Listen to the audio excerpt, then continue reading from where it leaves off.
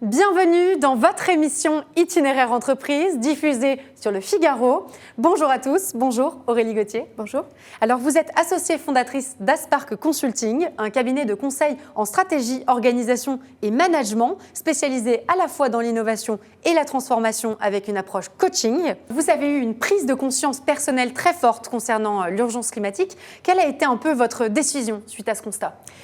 Oui, c'était en novembre 2019, une prise de conscience assez violente qui m'a fait remettre en question beaucoup de choses, tant dans ma vie personnelle et donc pour la famille, que également dans ma vie en tant que déléguée à la transition énergétique. J'ai souhaité m'investir dans cette équipe pour contribuer à la lutte contre les dérèglements climatiques au niveau territorial, au niveau des collectivités.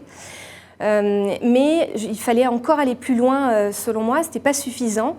Et côté professionnel, on voulait chez Aspark regarder en fait ce sujet avec attention.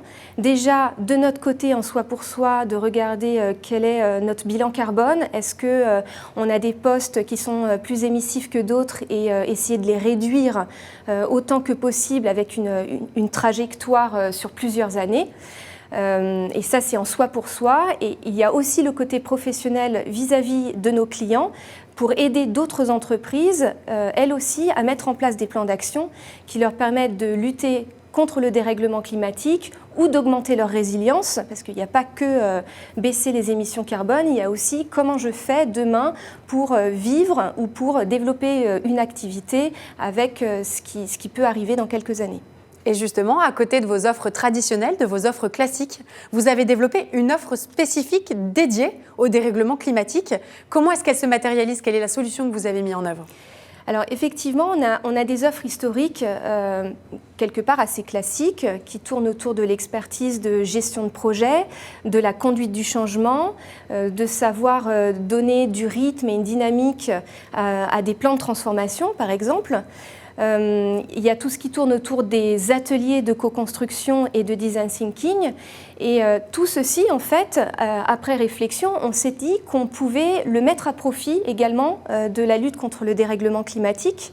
Et au lieu d'implémenter tel software ou de faire monter en compétence des managers sur telle ou telle méthodologie, l'idée c'était d'utiliser toute cette expérience et toutes ces expertises pour mettre en place une approche conseil sur comment construire un plan pour lutter contre le dérèglement climatique dans les entreprises.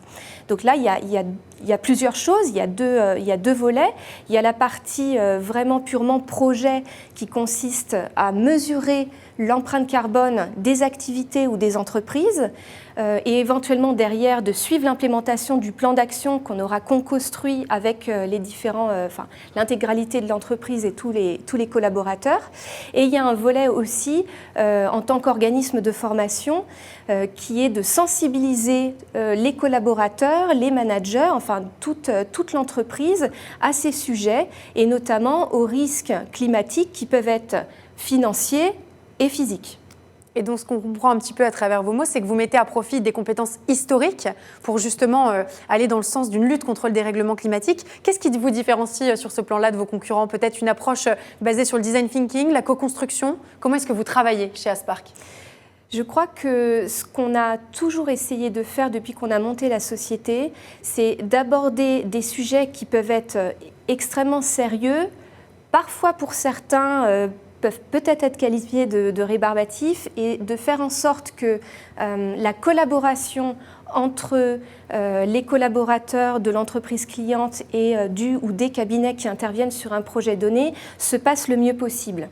Et si on garde les mêmes méthodes qu'on utilisait il y a 10 ans ou il y a 15 ans, c'est dommage. En fait, on peut augmenter à la fois la satisfaction du client, l'impact qu'on peut avoir chez un client et donc si on parle de sa responsabilité sociale d'entreprise, ça peut être un impact aussi sur la société. Si on parle de travailler ensemble aussi, on peut augmenter le bien-être et la satisfaction des collaborateurs sur la manière dont sont menés les projets. Et tout ça, ça se fait grâce, effectivement, vous les avez nommés des méthodologies telles que les approches design thinking, tout ce qui est approche de co-construction, donc de brainstorming en groupe avec une agilisation de la gestion de projet. Et bon, tout le monde emploie ce terme qui est très galvaudé, mais c'est-à-dire vraiment viser ce qui a le plus de valeur, une valeur qu'on doit définir d'ailleurs ensemble, et le prioriser et prendre les aléas et prendre en compte la montée en compétences de tous les collaborateurs pour maximiser l'impact. Alors la sincérité de votre démarche, elle est sacralisée aujourd'hui puisque vous venez de faire signer à vos consultants qui vous ont rejoint une convention du consultant. Quel est son objectif ? Alors, la convention du consultant, son objectif à la base, c'est d'établir un certain nombre de règles. Ces règles, le fait d'être écrites, sont donc plus claires pour tout le monde. C'est un peu un document de référence sur la manière dont on fonctionne chez Spark. Donc il y a des sujets qui ne concernent pas du tout la lutte contre le dérèglement climatique et il y a des sujets par rapport au RSE, à notre offre RSE carbone, qui est de dire ok, on veut construire une offre, mais on doit, nous, être exemplaires aussi par rapport à ça.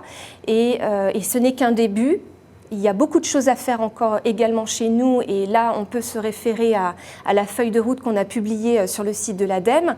Mais un des points, effectivement, c'est de dire on refuse les missions qui font plus que doubler le bilan carbone individuel du ou des consultants concernés. Donc, si je donne un exemple qui a eu lieu il y a quelques semaines, si on a une proposition, par exemple, pour travailler dans un pays étranger, l'aller-retour hebdomadaire en avion Paris versus la capitale du pays en question, ça c'est pas possible.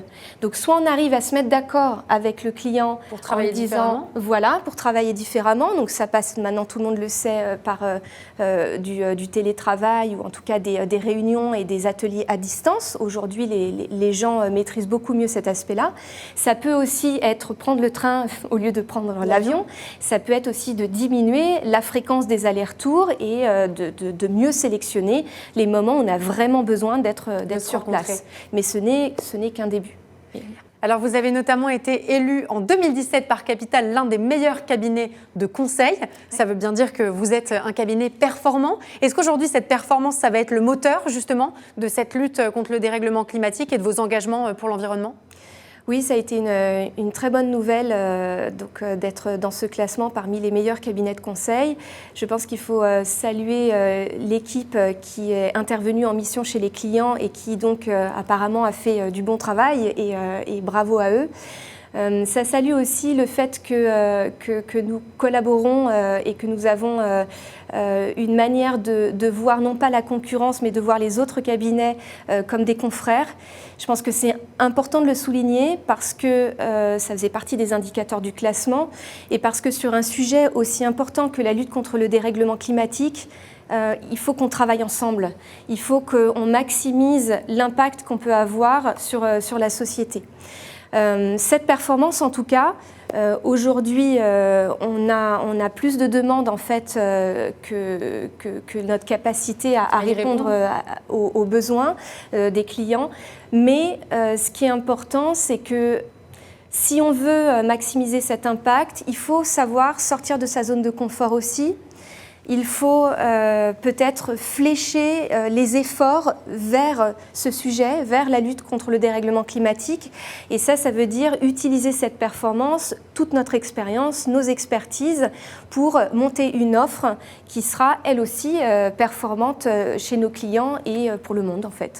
Eh bien, on vous souhaite beaucoup de réussite, en tout cas, dans le développement et le déploiement de cette offre résolument tournée vers le dérèglement, la lutte contre le dérèglement climatique. Merci beaucoup, Aurélie Gauthier. Je rappelle que vous êtes associée fondatrice d'Aspark Consulting, un cabinet de conseil en stratégie, organisation et management spécialisé dans l'innovation et la transformation avec une approche coaching et une approche résolument tournée vers l'environnement. Merci beaucoup d'avoir accepté notre invitation. Merci à vous. Quant à nous, on se retrouve très vite pour une nouvelle émission diffusée sur Le Figaro. Je vous dis à très bientôt.